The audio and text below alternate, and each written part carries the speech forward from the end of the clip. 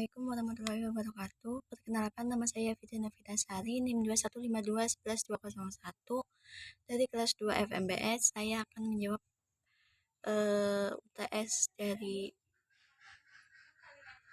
Quran Hadis. Secara umum, ulum Al-Quran merupakan ilmu yang mempelajari semua aspek yang membahas mengenai Al-Quran dari segi penyusunannya, pengumpulannya, maupun dari segi turunnya dan beberapa aspek lainnya.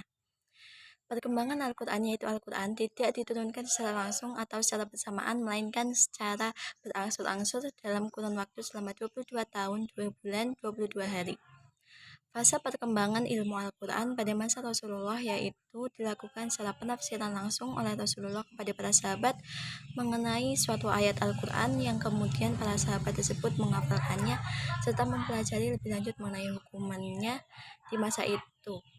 Di masa itu Rasul melarang para sahabat untuk menuliskan segala sesuatu selain Al-Quran. Hal ini disebabkan karena untuk menjaga kemurnian Al-Quran. Perkembangan di masa Abu Bakar dan Umar yaitu masih meriwayatkan Al-Quran secara lisan dengan berpedoman pada sabda Rasulullah semasa hidupnya. Pada masa Khalifah Utsman diambil kebijakan dengan pengkofisian Al-Quran karena terdapat perbedaan dalam bacaan Al-Quran yang muncul di kalangan umat Islam. Hal ini disebabkan karena daerah kekuasaan Al-Quran sudah bertambah luas. Kemudian upaya Khalifah Utsman untuk menanganinya dan menyatukan perbedaan tersebut dengan adanya mushaf yang biasa disebut dengan mushaf Utsmani. Mawatin Nuzul yaitu cabang ilmu Al-Quran yang membahas turunnya Al-Quran. Dalam ilmu Mawatin Nuzul disebut tentang tempat diturunkannya Al-Quran serta di Mekah Madinah disampaikan ketika Nabi Muhammad berada dalam tempat tinggalnya dan berada di perjalanan atau waktu hijrah. Asbabun nuzul berarti turunnya ayat Al-Quran. Turunnya ayat Al-Quran bertujuan untuk memperbaiki akidah, ibadah, akhlak manusia yang menyimpang dari kebenaran. Adapun macam-macam asbabun nuzul yaitu 1. Beberapa sebab yang melatar belakangi turunnya ayat. 2. Suatu sebab yang melatar belakangi turunnya ayat. 3. Ilmu yang mengkaji tentang sejarah turunnya ayat serta mendetail tertib turunnya secara berurutan atau satu demi satu ayat dari awal akhir. Ilmu qiraah bertujuan untuk dengan adanya ilmu ini diketahui adanya beberapa ragam bacaan Al-Quran yang diterima. 5. Ilmu tafsir yaitu ilmu yang digunakan untuk menjelaskan tentang penjelasan dari Al-Quran tersebut. 6. Ilmu jas.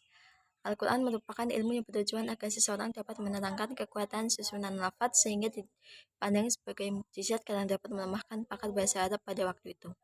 7. Ilmu nasih mansuh yaitu ilmu nasih merupakan penghapusan atau penggantian oleh Allah SWT terhadap salah satu hukum syarak dengan dalil syarak yang terbaru. Sedangkan mansuh berarti dalil yang diganti atau yang dihapus atau lafaz yang dihapuskan.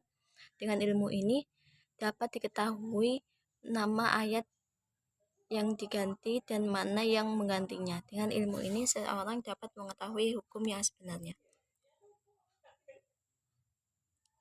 Pengertian Mawatin Nuzul. Mawatin Nuzul merupakan ilmu yang mempelajari tempat-tempat turunnya Al-Quran, masa turunnya Al-Quran, awal dan akhir turunnya Al-Quran. Mawatin Nuzul merupakan bagian dari ilmu Nuzulul Quran atau ilmu yang membahas turunnya Al-Quran. Dalam ilmu Mawatin Nuzul dibahas tentang tempat-tempat diturunnya Al-Quran seperti di Mekah atau Makkiyah, di Madinah atau Madiniyah. Disampaikan ketika Nabi berada di tempat tinggalnya Al-Hadari dan berada di perjalanan As-Safari. Tertibnya atau turunnya ayat serta mendetail dan mengetahui masa turunnya ayat.